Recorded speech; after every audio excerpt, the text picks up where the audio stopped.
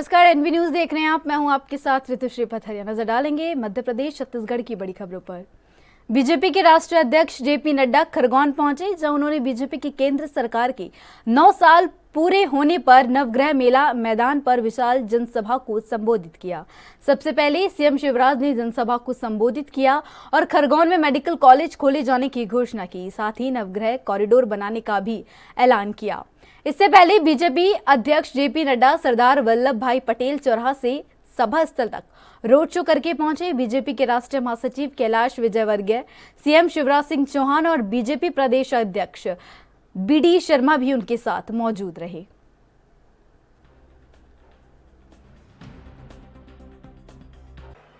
जुझारू, कर्मशील और संवेदनशील अध्यक्ष सम्मानीय विष्णुदत्त शर्मा जी, पार्टी में मेरे राष्ट्रीय महामंत्री और हमारे वरिष्ठ सहयोगी श्री कैलाश विजयवर्गीय जी, भारत सरकार में मंत्री और लोकसभा में मेरे साथी भाई रामेश्वर तेली जी, आपके लोकप्रिय सांसद और मेरे साथी गजेंद्र सिंह पटेल जी, राज्यसभा में बहन कविता पाटीदार जी, उपस्थित सांसदगण, मध्य प्रदेश सरकार में मंत्रीगण, विधायकगण, पार्टी के पदाधिकारी और यहां इतनी बड़ी संख्या में एकत्र आए देवियों और सज्जनों और मीडिया के मेरे साथी, प्रिंट मीडिया और इलेक्ट्रॉनिक मीडिया के मेरे साथी, आज मुझे खरगोन के इस पवित्र धरती पर, ऐतिहासिक धरती पर आने का सौभाग्य मिला है। सबसे पहले तो यहां के बहुत ही मान्यता के साथ, पवित्रता के साथ हम सब लोग जिनका आशीर्वाद लेते हैं, ऐसे नवग्रह मंदिर को मैं नमन करता हूं और आशीर्वाद लेता हूं। मां अहिल्या बाई का जो संस्कार की दृष्टि से बीजेपी के राष्ट्रीय अध्यक्ष जेपी नड्डा खरगोन पहुंचे, जहां उन्होंने बीजेपी की केंद्र सरकार के 9 साल पूरे होने पर नवग्रह मेला मैदान पर विशाल जनसभा को संबोधित किया। सबसे पहले सीएम शिवराज ने जनसभा को संबोधित किया और खरगोन में मेडिकल कॉलेज खोलने की घोषणा की। साथ ही नवग्रह कॉरिडोर बनाने का भी ऐलान किया। इससे पहले बीजेपी प्रदेश अध्यक्ष जेपी नड्डा सरदार वल्लभ भाई पटेल चौराहा से सभा स्थल तक रोड शो करके पहुंचे। बीजेपी के राष्ट्रीय महासचिव कैलाश विजयवर्गीय, सीएम शिवराज सिंह चौहान और बीजेपी प्रदेश अध्यक्ष बीडी शर्मा भी उनके साथ मौजूद रहे।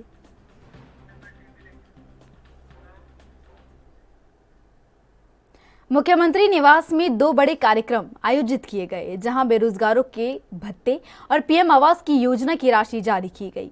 जानकारी के अनुसार भूपेश सरकार 3 महीने में अब तक बेरोजगार युवाओं को 80 करोड़ रुपए की सहायता दे चुकी है। वहीं सीएम बघेल ने कहा कि बीजेपी ने 15 साल में बेरोजगारों को 98 करोड़ बांटे और हमने 3 महीने में 80 करोड़ बांटे। साथ ही कहा कि आवास में 155 करोड़ की राशि जारी की गई है। आवास के लिए हमने प्रधानमंत्री को पत्र भी लिखा है। सर्वे का काम पूरा हो चुका है, जल्द ही पैसा आ जाएगा।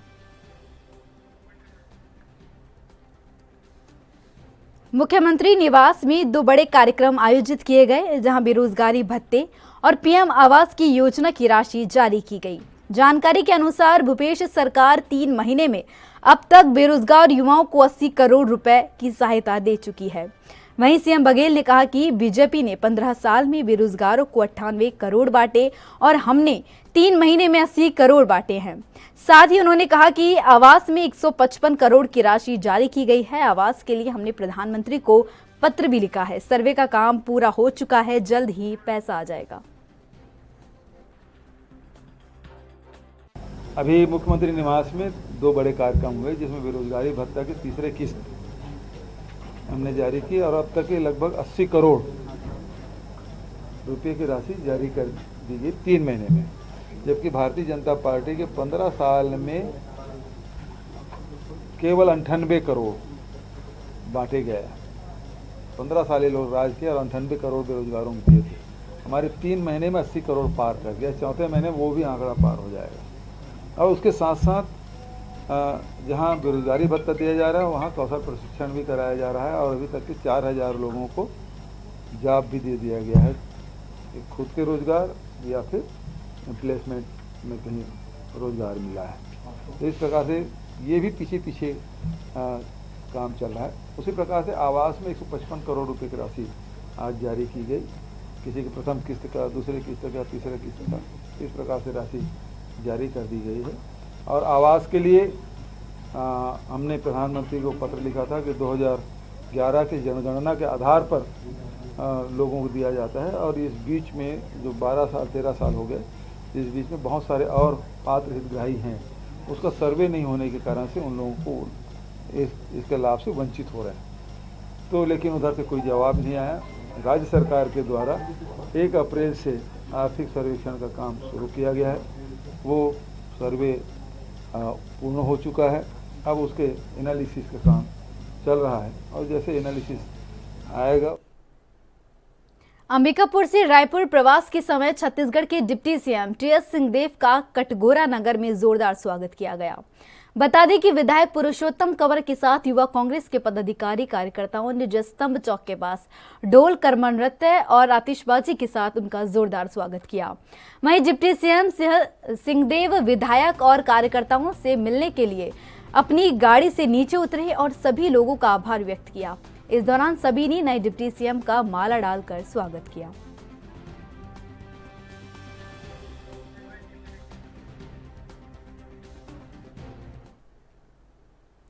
छत्तीसगढ़ के पूर्व सीएम रमन सिंह ने प्रेस वार्ता की। इस दौरान उन्होंने सीएम भूपेश बघेल पर जमकर निशाना साधा और बीजेपी सरकार की 9 साल की उपलब्धियों को लेकर चर्चा की। पूर्व सीएम रमन सिंह ने कांग्रेस की चुनावी तैयारियों को लेकर कहा कि कांग्रेस बीजेपी की कॉपी करती है, लेकिन बीजेपी जो कर रही है उसका वो थोड़ा भी नहीं कर पा रहे। साथ ही उन्होंने कहा कि छत्तीसगढ़ में कांग्रेस सरकार के कार्यकाल में विकास के कुछ भी काम नहीं हुए हैं।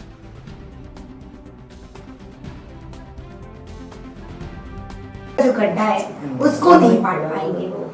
मुझे समझ में नहीं आता कि भारतीय जनता पार्टी के अभियान में जो राष्ट्रव्यापी अभियान चल रहा है और जिसमें संपर्क से समर्थन और ये समर्थन मांगने चाहे हमारे राष्ट्रीय अध्यक्ष नड्डा जी हों, राजनाथ सिंह जी हों, माननीय गृह मंत्री जी अमित शाह जी हों, समाज के विभिन्न वर्गों से बातचीत करने, पब्लिक से सीधी बातचीत करने आ रहे हैं।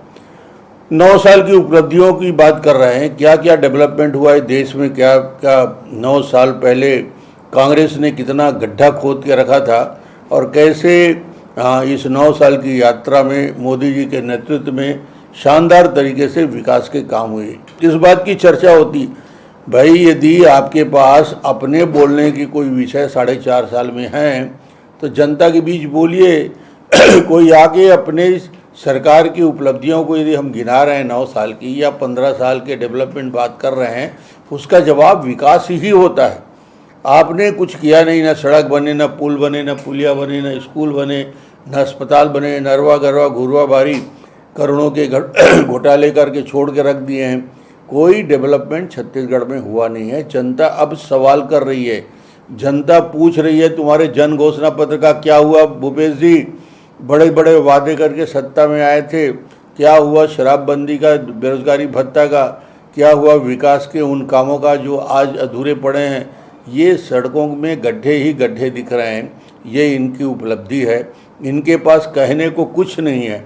इसलिए यदि राष्ट्रीय नेतृत्व आता है तो इनको लगता है कि राष्ट्रीय नेतृत्व, अब तो वो प्रधानमंत्री जी भी आ रहे हैं और प्रधानमंत्री जी उसी अभियान के तहत आ रहे हैं, इसलिए उनको चिंता करना नहीं चाहिए। आप अपना लकीर बड़ा करें, हमारे लकीर के मिटाने से काम नहीं चलेगा। और मध्य प्रदेश में चल रही पोस्टर पॉलिटिक्स पे फोन पे के ट्वीट के बाद सियासत तेज हो गई है। कांग्रेस ने बीजेपी पर फोन पे के जरिए रिश्वत लेने के आरोप लगाए हैं। इस पर गृह मंत्री नरोत्तम मिश्रा ने पलटवार करते हुए कहा कि फोन पे वैसे भी कांग्रेस के लिए बना नहीं है। इस नंबर पर 1 नंबर के पैसों का ट्रांजैक्शन होता है। वहीं कांग्रेस विधायक कुणाल चौधरी ने आरोप लगाते हुए कहा कि फोन पे के माध्यम से रिश्वत ली जा रही है। इस बात की जांच करें कि कहां से पैसा लिया जा रहा है। साथ ही उन्होंने कहा कि मध्य प्रदेश के अंदर 50% कमीशन की सरकार है। ऐसी सरकार के खिलाफ पूरी ताकत के साथ लड़ेंगे और पूरी ताकत के साथ कार्रवाई करेंगे। जनता और कार्यकर्ता इन पोस्टरों को लगा रहे हैं।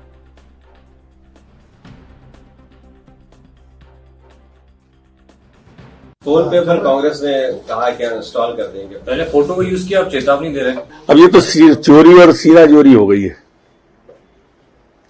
और फोन पे वैसे कांग्रेस के लिए बना भी नहीं है, जो 1 नंबर का पैसे का ट्रांजैक्शन होता है उसके लिए बना, ब्लैक मनी वालों के लिए नहीं बना श्रीनिवास जी। इसलिए आपको समझ नहीं आएगा। पहले तो आपने लोगो यूज कर लिया और अब आप धमका रहे हो। यूपीआई की ये व्यवस्थाएं हैं, ये वास्तव में इस तरह के कृत्य के लिए नहीं है जिस पर माफी मांगना चाहिए। फिलहाल वक्त है छोटे से ब्रेक का। ब्रेक के बाद फिर नजर डालते हैं खबरों पर।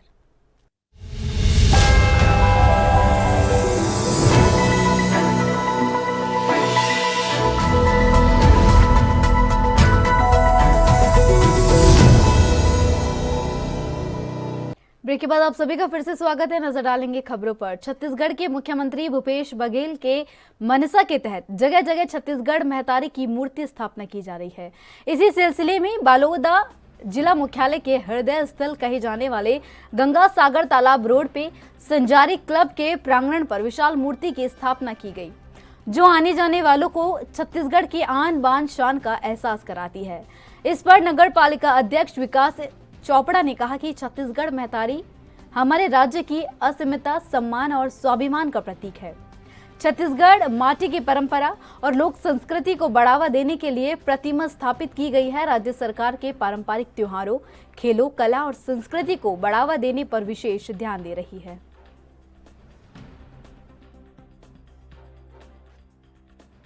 छत्तीसगढ़ में जब से कांग्रेस की सरकार बनी है, माननीय भूपेश बघेल जी के द्वारा छत्तीसगढ़ की संस्कृति, छत्तीसगढ़ के रीति रिवाज को जो बचाने का काम किया जा रहा है, जो विलुप्त हो गया था उसको पुनर्जीवित करने का काम माननीय भूपेश बघेल जी ने किया है। छत्तीसगढ़ महतारी जिस धरती से हमको खनिज संपदा से लेकर के हमारे जीवन यापन की सारी सुविधाएं मिलती है, उसे हम माता के रूप में देखते हैं। और इसी सोच को लेकर के छत्तीसगढ़ महतारी की मूर्ति की स्थापना बालोद में भी किया गया है, जो एक हमारी सरकार माननीय भूपेश बघेल जी की एक अच्छी सोच और अच्छी पहल का परिणाम है। छत्तीसगढ़ के कांकेर शहर में बढ़ते ट्रैफिक को देखते हुए बाईपास की मांग को लेकर निर्माण कार्य लंबे समय से जारी था और सड़कें बन जाने के बाद पुल के अभाव में वाहनों की आवाजाही पर प्रतिबंध था। लेकिन आज कांकेर विधायक शिशुपाल शौरी ने पुल बन जाने के बाद मार्ग से वाहनों की आवाजाही शुरू कर दी है। आज विधायक शिशुपाल शौरी ने हरी झंडी दिखाकर वाहनों की आवाजाही शुरू कराई। साथ ही विधायक ने कहा कि बाईपास से गाड़ियों की आवाजाही शुरू होने से शहर में ट्रैफिक का दबाव जो है कम होगा, साथ ही दुर्घटनाओं से भी निजात मिलेगा।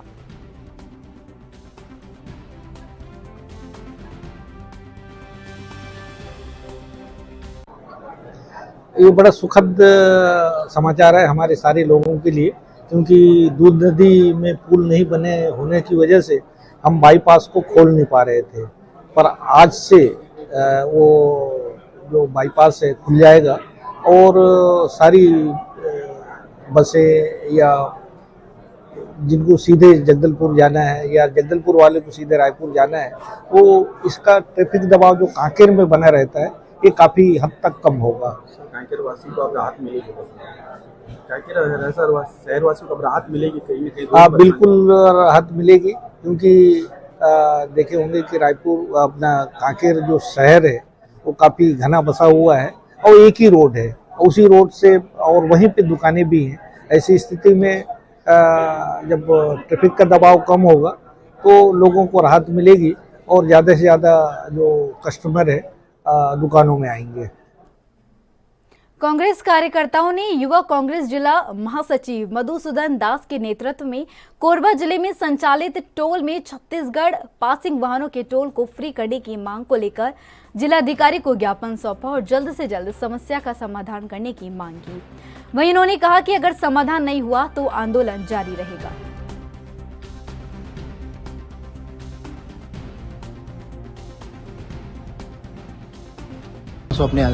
जैसा कि दुर्ग में, भिलाई और धमतरी और रायपुर में टोल प्लाजा में वहाँ के स्थानीय निवासियों एवं स्थानीय पासिंग की जो गाड़ियाँ होती हैं उन लोगों को टोल नहीं लिया जाता है। उसी प्रकार से हमारे कोरबा जिले में भी 6 से 7 टोल पड़ने हैं जो कि लगभग 120 रुपये 90 रुपये के आसपास से चार्जेस करते हैं, तो जो कि आम जनता की जेब पर एक डाका की तरह है, क्योंकि उनको 4 से 5 बार वहाँ पर से आना जाना पड़ता है। ग्रामीण क्षेत्र है हमारा, तो हम लोगों ने आज यहाँ CG 12 पासिंग और साथ ही साथ स्थानीय निवासियों के लिए टोल को जो है फ्री करने की मांग को लेकर के यहाँ कलेक्टर को पत्र सौंपे। आम जनों कितना परेशानी होती है उसमें आने जाने में? क्या है, आम जन वहाँ पर रहते हैं, लगभग पूरे ग्रामीण है और एक घनी आबादी वहाँ पर निवासरत है, जिनका आना जाना जनपद जो है वहाँ मुख्य रूप से जनपद जो कोड़ी जनपद है, बोड़ी जनपद हो चाहे पाली जनपद हो, इन लोगों को टोल पार करके जाना पड़ता है और दिन भर में 4 से 5 बार उनको काम पड़ता है। उनके द्वारा जो एक पास का भी नियम लागू है, लेकिन वो पास सिर्फ 8 से 10 किलोमीटर तक के दायरे में ही काम करता है, उसके बाद के लोगों के लिए कोई कार्य का नहीं है। तो हम लोग चाहते हैं कि CG 12 और स्थानीय निवासियों को टोल जो है टोल से मुक्ति दिया। छत्तीसगढ़ में 3 से 4 दिन तक झमाझम बारिश के बाद अब बारिश थम सी गई है।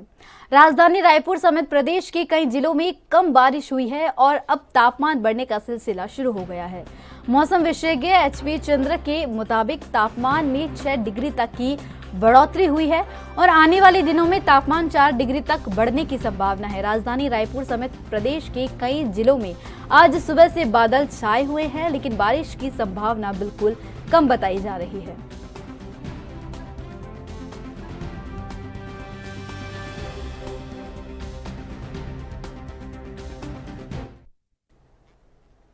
कोरबा में इन दिनों सब कुछ सही चल रहा है, लेकिन बंद है तो घंटाघर की घड़ियां। बता दें कि नगर निगम ने लाखों रुपए खर्च कर घंटाघर का निर्माण कराया, लेकिन अब वहां की घड़ियां बंद पड़ी है। वहीं कोरबा के सौंदर्यकरण करने के लिए घंटाघर चौक में फव्वारे और लाइट भी लगाई गई है, लेकिन रात में लाइट बंद होने के कारण असामाजिक तत्वों का जमावड़ा लगा रहता है। इसके चलते NB न्यूज ने लोगों से बातचीत कर उनकी राय जानी। देखिए।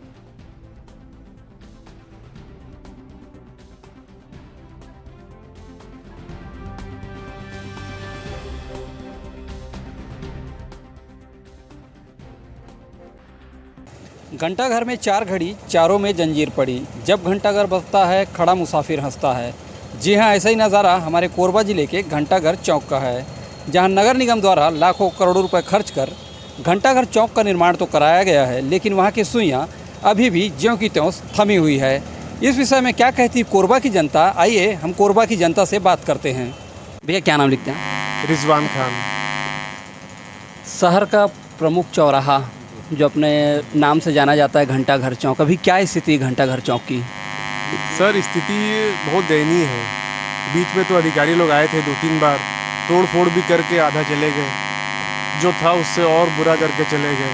शहर के बीचों बीच है, यहाँ लोग आते हैं, शाम के टाइम यहाँ भीड़ भाड़ रहता है, लेकिन सरकार के जो अधिकारी लोग हैं वो आते हैं, पता नहीं क्या करते हैं क्या नहीं करते हैं। वो जो टूटा फूटा है आप देख सकते हैं, वो टूटा फूटा है अभी भी। घड़ी नाम का तो चीज़ ही नहीं है, इसका नाम है घंटाघर। यहाँ घड़ी कब से बंद है? मेरे दुकान को यहाँ लगभग 1.5 साल हो गए, तब से आज तक यहाँ लोगों को बताना पड़ता है कि भाई घंटाघर कॉम्प्लेक्स, तो लोगों को मालूम भी नहीं है क्या है घंटाघर कॉम्प्लेक्स, कहाँ है। क्योंकि ये देख लीजिए आप, शहर के बीचों बीच भी होते हुए इसका क्या हाल उनके रखे हैं। तो आपके माध्यम से अगर अधिकारी लोग सुन ले, इसको सुधारे, तो ये अपने लिए भी अच्छा है, लोगों के लिए भी। जी हाँ, निश्चित तौर पे आपने देखा और जैसे कि सुना, यहाँ के व्यापारी वर्ग और यहाँ की जनता घंटाघर चौक को लेकर और निगम की घंटाघर चौक की उपेक्षाओं को लेकर किस तरीके से प्रश्न चिन्ह उठा रही है। अब देखना होगा कि निगम प्रशासन जो है इस ओर कितना ध्यान देता है। मध्य प्रदेश के छतरपुर में आजाद समाज पार्टी के राष्ट्रीय अध्यक्ष और भीम आर्मी चीफ चंद्रशेखर आजाद पर हुए जानलेवा हमले के दोषियों को तुरंत गिरफ्तार करते हुए उनके खिलाफ रासुका की कार्रवाई किए जाने के चलते भीम आर्मी ने विरोध प्रदर्शन किया। इस दौरान उन्होंने यूपी सरकार के खिलाफ जमकर नारेबाजी की और भीम आर्मी चीफ चंद्रशेखर के लिए Z+ सुरक्षा की मांग की।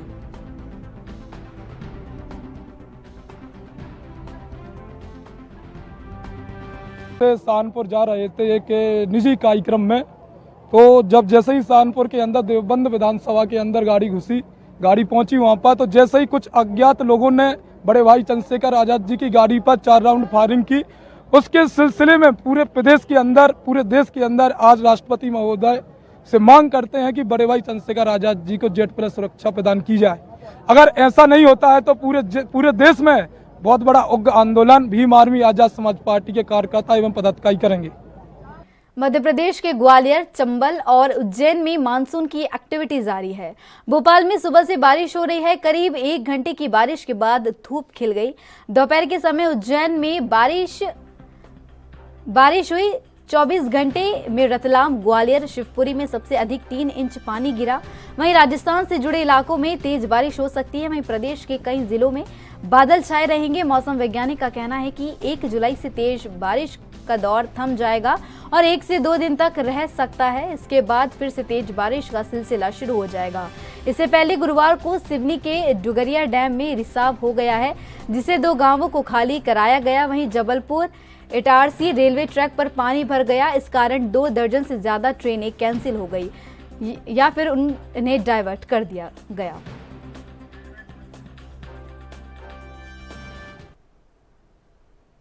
और मेरे साथ छत्तीसगढ़, मध्य प्रदेश की खबरों में बस इतना ही। देश विदेश की तमाम अहम खबरों के लिए बने रहिए ANB न्यूज पर। नमस्कार।